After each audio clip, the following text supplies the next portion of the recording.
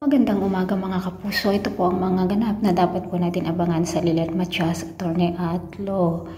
Nag-aalala nga si Lilet dito kay Ira dahil nga mabilis na sinagot niya si Attorney Alon at nagkakaintindihan na nga po sila at sinagot na nga niya ang pag-ibig ni Attorney Alon.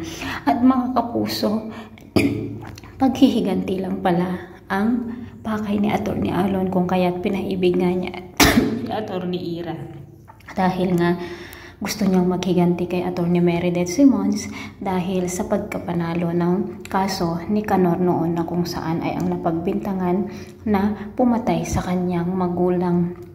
At si Attorney Meredith nga ang naging abogado nitong si Canor na kung saan ay pinuntahan nga niya si Ira doon sa Keystone at nakilala na nga rin po ito ni Lilet. At habang nag-uusap-usap nga po sila ay sinabi ni Canor na ipagpatuloy nila ang sinimulan ng kanilang ina na tumutulong sa mga kaso na nangangailangan o sa mga tao na dapat ay ipagtanggol. At si Attorney Alon naman po ay kasabwat nga niya ang asawa niya na kung saan o ang girlfriend niya na kung saan ay nagpunta na rin sa Keystone.